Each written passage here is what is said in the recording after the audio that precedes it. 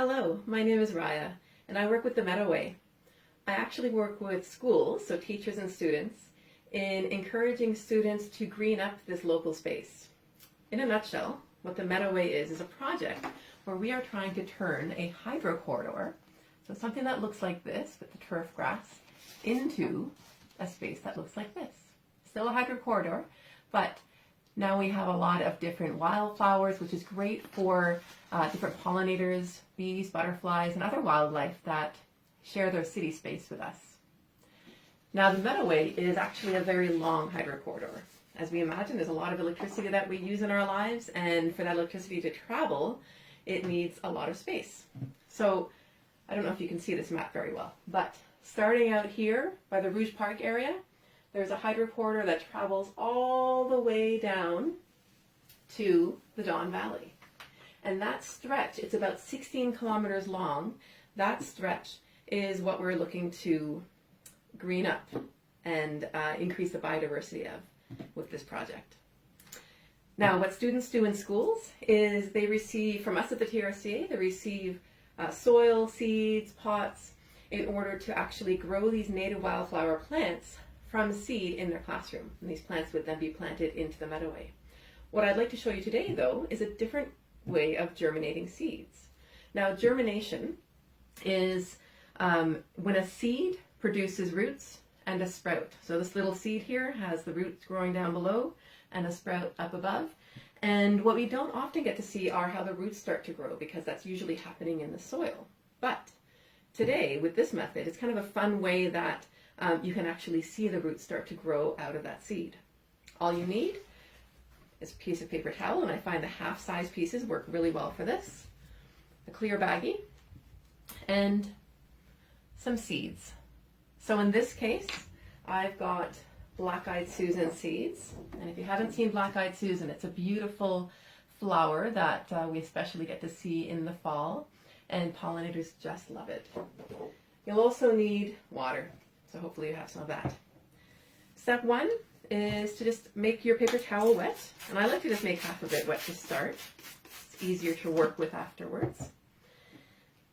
Get some of those seeds onto your paper towel. And when I put the seeds onto the paper towel, I don't want to put them all in one place. I spread them out a little bit because the roots will probably grow right through that paper towel. And when it comes time to plant the seeds into the soil, then it gets pretty tricky to separate the different roots from different sprouted seeds. So this way I can kind of tear the paper towel around the roots as long as the seeds are a little bit farther apart from each other. And then I can plant the paper towel, and that's no problem. Now I'm going to fold this paper towel right in half. And maybe I'll just spray it a little bit more now that it's folded in half so the seeds don't fall out. Open up my bag and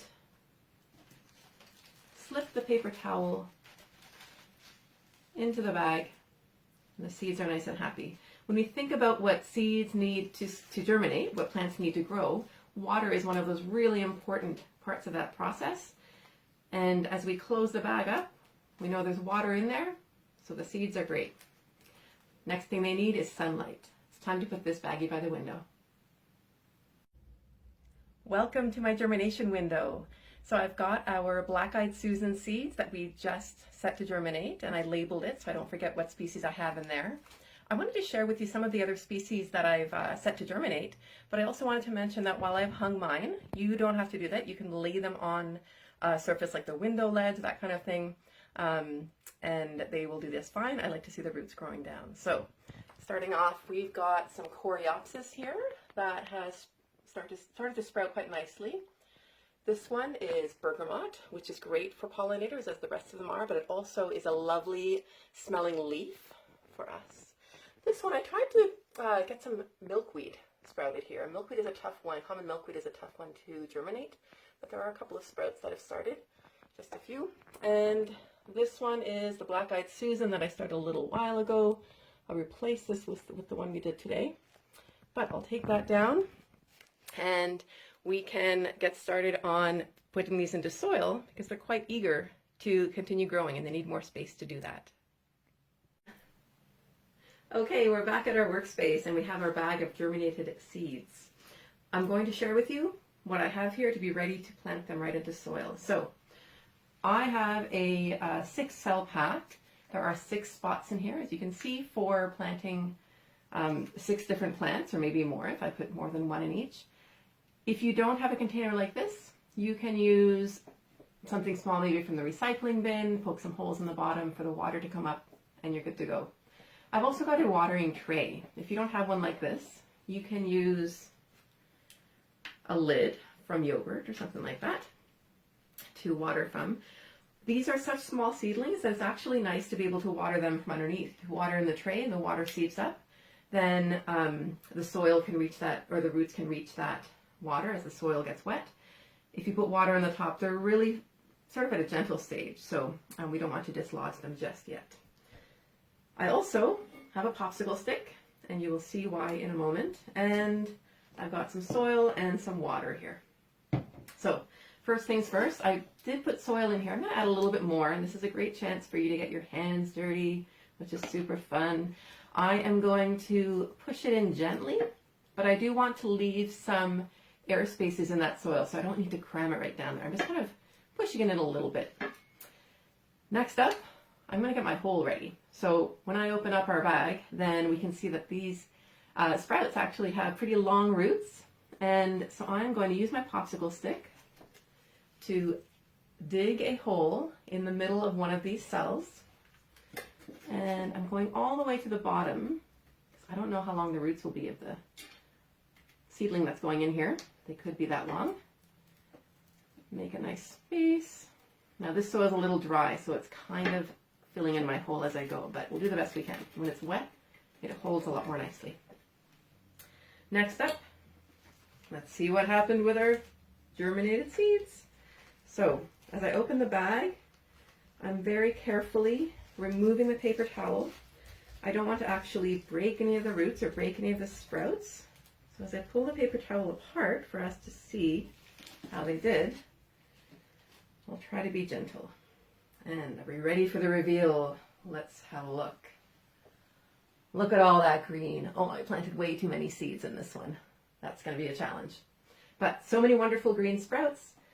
And let's see, where is a good one that I can show you how to plant them? I see one up here. Excellent. Now, in this case, because I put so many in here, they're actually quite close together, and I'll probably have to plant 2 in one. Otherwise, I might destroy one of the root systems.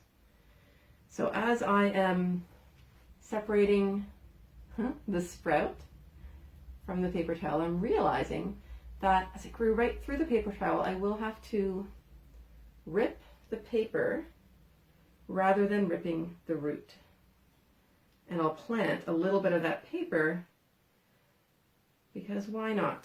Okay, so let's see if I can show you how long this root is, or these roots. I think I've got 3 here. Oh my goodness. Now you can also see that a lot of these seeds didn't actually germinate. Plants, if you picture the Black-Eyed Susan plant, the flower, the seeds come from that seed head right in the middle, and there are lots and lots of seeds in there. So this flower produces a lot of seeds because they won't all actually grow into plants. So we've increased our chances if we're producing a lot of seed. Now let's see. Can you see the roots from these little sprouts? They are going all the way down to there. They're pretty long. I'm going to roll the paper towel around the roots. Make sure the roots are pointing down. And I've got 2 sections of paper towel here. This is a challenging task. We're getting there. What is nice about the paper towel is it adds some weight as I feed this into the hole. So here we go, feeding the root down into the hole, and I'm using my popsicle stick to kind of help coax that root down there. So we've got our seedling poking up, but we want to make sure that the root is actually covered in soil. And I'm going to add just a little bit more soil to make sure that that is the case. So our root is not exposed. It won't dry out. We've got our seedling planted nicely in there. And now I can water from the bottom. And I can spray a little bit on top. That new soil I added was quite dry. And I'll show you, these are ones I did last week. So this plant is called common yarrow, and they're growing quite nicely. They've got some real leaves happening there. Ladies and gentlemen, I wish you luck in your seeding journey. Something I hadn't mentioned, which is actually a great benefit to this style of germination, is that if you have seeds in your house from last year or the year before and you're not sure if they are still viable, which means are they still going to produce a plant, you can actually try to germinate them this way, and it takes a lot less space than using soil and then waiting for a long time to see if they'll still germinate. So I wish you luck in your seeding journey, and I encourage you in the fall to perhaps check out the Meadoway and see if you can find Black-Eyed Susan and other wildflower plants in the Meadoway. Thank you, everybody. Take care.